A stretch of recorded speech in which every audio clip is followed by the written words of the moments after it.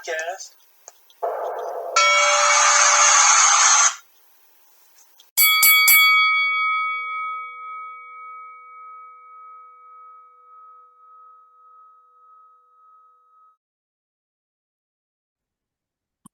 All right.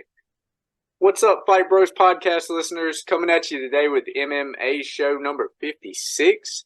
We are continuing our interviews with Titans of the Cage with their upcoming event, Titans of the Cage 34. That's going to be October 21st, Saturday at 4 p.m. at the Withville Meeting Center. Got a great guest for you today. He is the current Titans of the Cage bantamweight champion. We've got James Hurricane Huffman. Thanks for coming on today, James. Thanks for having me. How you doing today? Pretty good. How about yourself? Not too bad. Just, kind of relaxing Sunday just before I go into do a little bit of training later today with one of my teammates. Hey, I like it, man. So just getting started out here, this is kind of some questions I like to ask the guests right off the bat. So tell us and the viewers, where you're from and where you train out of.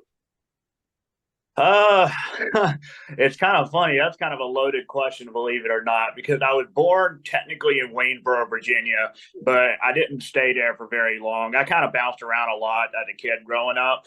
I would say a majority of my life was in like Nelson County and Stanton, Virginia. But I bounced around a lot as a kid. Currently live in Harrisonburg, and that's where I train at as well. Okay. And what's the name of the gym that you train out of? Mastering MMA. And the funny thing with that is too, is like we have we're affiliated with MMA Institute, which I don't know if you've heard of them or not, but it's basically a branch of multiple gyms throughout the state. And, it seems like every time they do an announcement for fight, they always end up saying it wrong, saying like Mastering MMA Institute when it's supposed to be just Mastering MMA. But, okay. Technically, we're our own thing, but we are affiliated with MMA Institute with Rick McCoy and all of them over in Richmond. Okay. I like it. So tell us kind of what's your origins of MMA?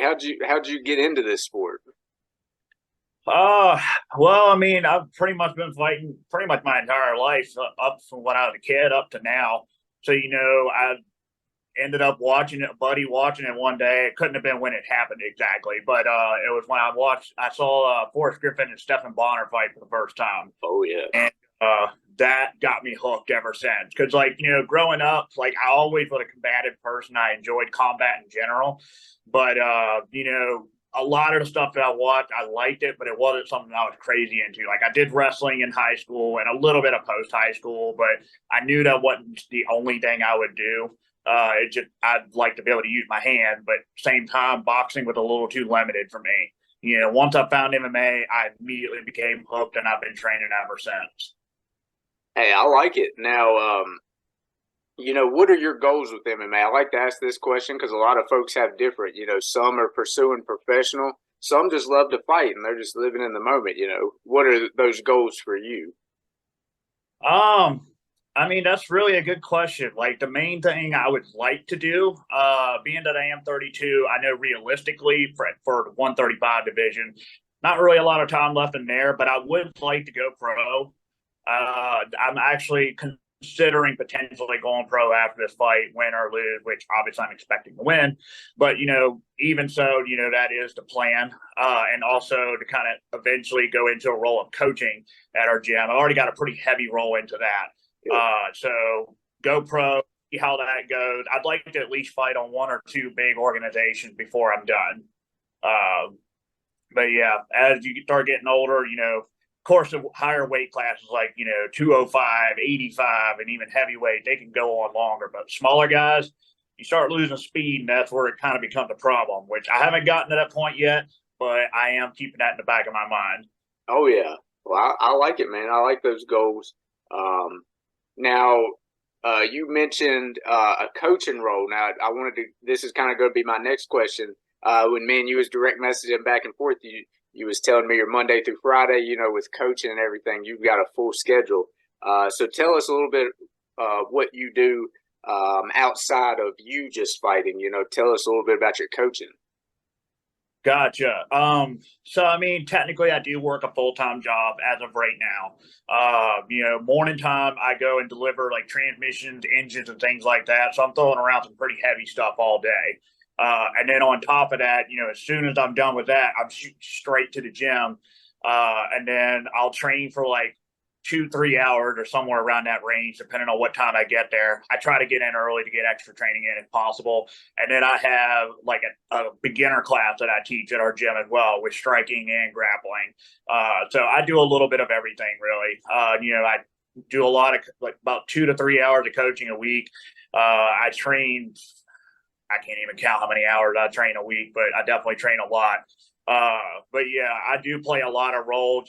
I help with getting our fighters fights, not to mention myself and everything, just kind of take the load off the owner of the gym. So that's why I'm, kind of doing all this stuff now. So by the time I do transition, I already know what to do by the time, I go full time into coaching. Yes, sir. Yes, sir. Now you mentioned, where you fight at 135 pounds. How was that weight cut for you? In the beginning, it used to be rough, and this was before I joined the current gym that I had. Like my old gym, like no disrespect to them, I love them to death. Like they gave me my start, but like I didn't really have many people there to work with, so I didn't really have anybody teach me stuff along the way. And also, I started earlier than most of these guys. Like I started in 2013, so this was back in the early days when people weren't great at weight cutting. But over time I've gotten way better at it, and now it's become a whole lot easier. Basically, I just make sure that I have to stick to a really strict diet throughout camp, and try to get myself down slowly. And also, the tricky part is trying to get down without losing too much muscle mass, which I finally started getting that down. And my last two camps, weight cut wise, have been great. Been super easy compared to before, where I would struggle to make weight. Because I used to walk fairly heavy for 35, but I keep myself lower during camps now, which made a huge difference in my performances. Hey, that's great. So that's great that, like you said, as you've gotten older, you've kind of figured this out, and now it's not as tough anymore. So I like that. Now, I wanted to go over this. I just did a podcast. It's about to actually come out this Monday, with your teammate Hannah Ross.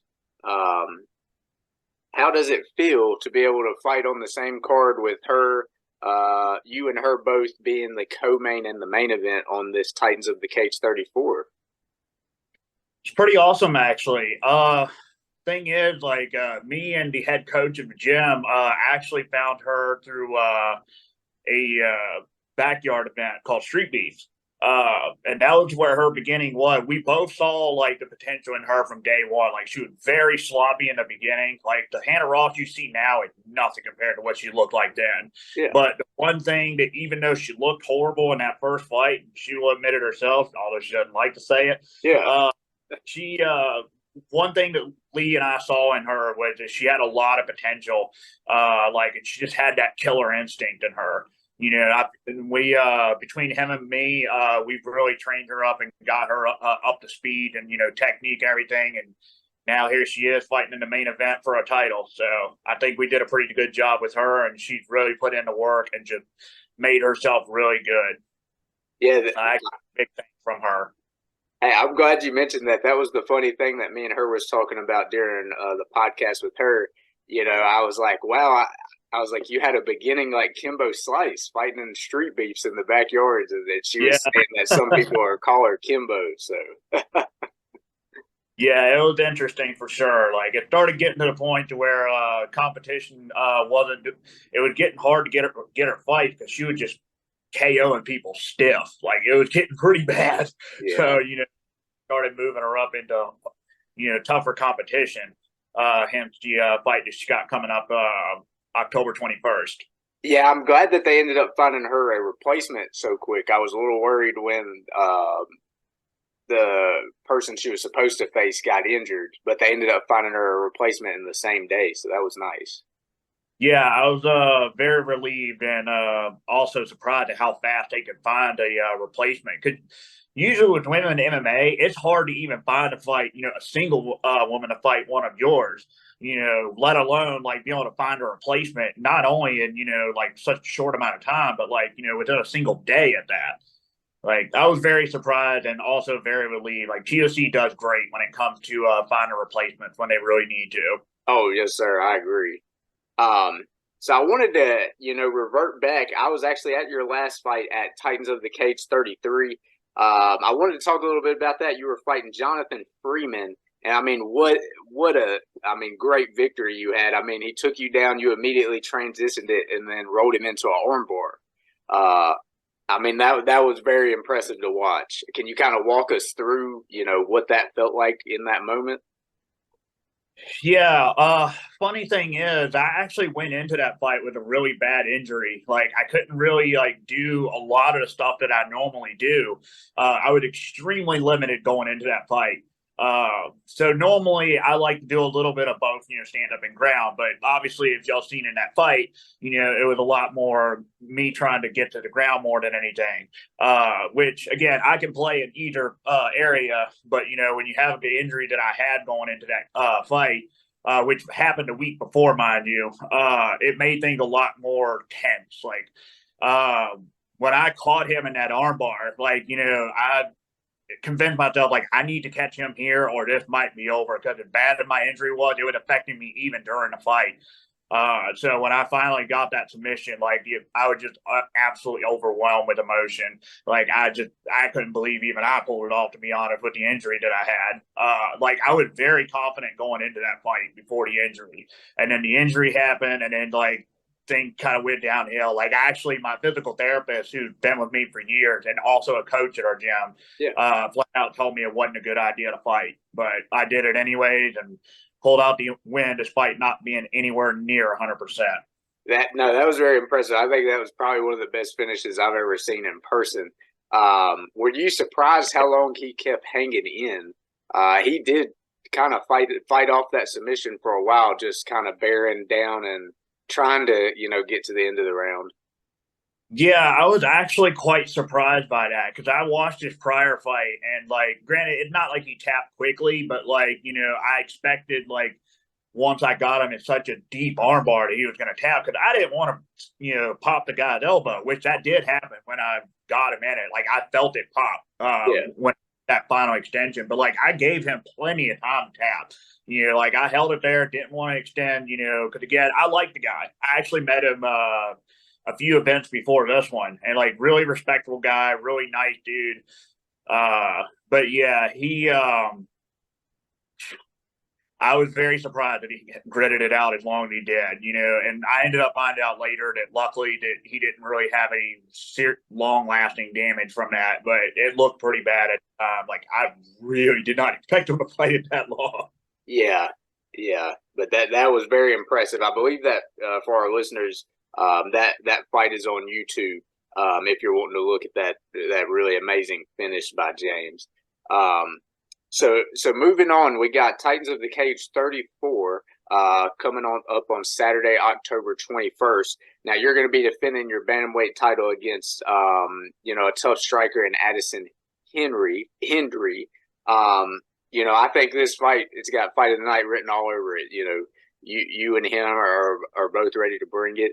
How have you been preparing for this fight against Addison? What's the best way to do this without giving away game plan? I mean, we'll put it this way. I just been planning on having it to be a long fight. I mean, with that said, all of my wins are stoppages, and only one of them going past round one. So I'm expecting a 5-round war, but if I catch him before then, I'm not going to complain. But yeah, the dude's a tough guy. I'll give him his credit or credit due, but at the same time, I've seen some holes that I think I can exploit personally. But again, MMA, anything can happen in this sport. You never really know. Good. Now I know you don't have to answer this, but do you have a prediction that you're kind of leaning towards on how this thing's going to go? I know you said you're prepared for 5. You're prepared for a long fight. Okay. I'm predicting probably another finish. Okay. I'm going to say inside 3 rounds. I mean, I'm prepared for 5, and I could very well be wrong on that. But I know the kind of pace that I can put on when I'm 100%, which I certainly am at this point. Unlike my last fight, I just hope that he's not sleeping on me and looking at only that last fight and expecting me to be, just like that. Because I saw his interview as well, and again, I have a ton of respect for the guy, but comment that I heard him say about I only have one way to win. If he's watching my last fight, then he's going to be very surprised when he comes in here for the fight against me. Yes, sir. Now, going in, how did you get involved with Titans of the Cage? How did this happen? Where you fought a couple of times under their promotion. How did you get involved with them? Well, it actually started because of Hannah fighting with them. I've been looking at them for a couple years now, but I just never really aligned to really fight with them. But funny thing is, one of their former champs, I can't remember his name at the moment, the last guy that held the belt before me, it was another North Carolina gem. I know that much. But we actually were potentially going to be fighting on a card on Outlaw Fight League. But I ended up getting an injury, so that didn't happen. So it could have very well happened after that, because I was looking at them even before then. Oh, yeah. Once Hannah fought with them and fought for their kickboxing title, we all decided, we liked it when we were down there. Why don't we give them a shot? And sure enough, it was an awesome event. Hey, I like it. Now, moving in, I want to get into some fun questions with you. So before a fight, October 21st, you're getting prepped to go into that octagon. Do you have a pre-fight ritual to kind of get you in that headspace you need to be? A certain playlist? What are you doing to prepare to walk out on the 21st? I mean, nothing too in particular. Usually I'm just kind of, trying to stay as relaxed as possible in the back. I might pop in some music if I'm not talking to any of my teammates. I'm kind of very laxed prior to warming up and everything. I don't really think too much about the fight. At that point, I know I've already put in the work. I know I put in the time. So, I don't really need to think about it until, it starts getting time to warm up. No point overstressing something that, you've already done for 8-10 weeks as it is. So. Yes, sir. Now, you mentioned earlier, you got started, into this sport by watching a UFC event. So this is another fun question I like to ask all the fighters. Now, are you a spectator of the sport? Do you enjoy watching it as well right now? Do you watch UFC, boxing, one championship? Any favorites you have there you like to watch? Yeah, me and my wife actually watch fights together all the time. So, it's nice to have somebody that, also watches it with me and understands it, even if she doesn't train. Yeah, I mean, I watch a little bit of all of it, really, but mostly UFC. Because that's just usually what's on most of the time. But if I catch a PFL event on or something like that, I'll watch them as well, because PFL's got some sleeper fights too. People sleep on that promotion, but there's a lot of good fighters that come out of there. Hey, I agree with you. And where they signed Ngannou, hopefully, they can get some stuff going for their heavyweight division as well. For sure. Now, do you have a favorite fighter or somebody you like to, kind of get inspiration on for what you bring? If we're talking about my favorite as far as style, I would probably say Dominic Cruz. He was my favorite for years upon years, just between his style, the way he carries himself, and also just because of the things that he's overcome, like with having 2 ACL tears and coming back from both of those and coming back and win a title. That was a big inspiration for me, because, back in 2020, I actually tore my ACL as well. And it was a really rough time coming back from that. But I've come back and, obviously come back and won a title since then. I mean, it's not quite to the grand scale of doing that, on a world stage, but, I drew inspiration from that. So Dominic Cruz is definitely up there. One of my another guy that I've been following for a couple of years, who just exploded ever since I'm going to say about 3 weeks ago. Sean Strickland's been a fun guy too. The stuff he said is just off off base, but he's quite a funny guy, and a lot of stuff he says is true too. Yeah, no, I mean, as much as I was glad he got his due. I mean, if you follow him on social media, you can kind of tell the work he puts in, and I know people kind of get on him where he spars so much, but it kind of worked out in his favor for him winning the title. Yeah, I mean, when you spar that much, you're going to pick up things that you wouldn't normally pick up by just hitting pads. Like, I love hitting pads, don't get me wrong, but like a majority of our training, like for competition team, is mostly sparring. And it definitely works. I mean, you could look at our gym win-loss ratio, and our win ratio much higher than our loss ratio. That's for sure. And I think it had a lot to do with that. Good, good. So last question I got for you. October 21st, let's say there's somebody in the crowd, maybe a little kid, never watched you before. After they leave that night after watching your fight, what is something you want them to be taken away with about you during your fight? So one thing I would say to take away, if we're talking about me, I don't really talk about myself that much, but if I guess one thing you can take away is don't let your circumstances dictate your life. You can come from some really bad places and still come out on top. So no matter how bad things get, keep pushing through. Eventually, you'll get to the other side of the tunnel. Hey, well said, well said. I like it. So this last part of the podcast, I just want to give you the floor. Shout out your team, your sponsors, anybody you want to shout out. The floor is yours. I'd like to give a shout out to Mastering MMA. Also, shout out to our head coach, Lee Swecker. If it wasn't for that guy, I probably wouldn't still be doing this because, my old gym, like I said, I trained with them for a bit, but there wasn't really many people coming in. So, I wasn't getting the training that I needed. And he found me at the right time and really turned my career around. So, shout out to him and the gym in general. Shout out to all my teammates that are fighting on there as well. And I think that's it for now. I like it. Well said.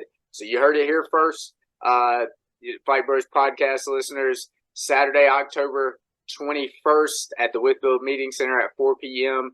Come watch James Hurricane Huffman defend his title. You can buy those tickets at www.titansofthecage.com.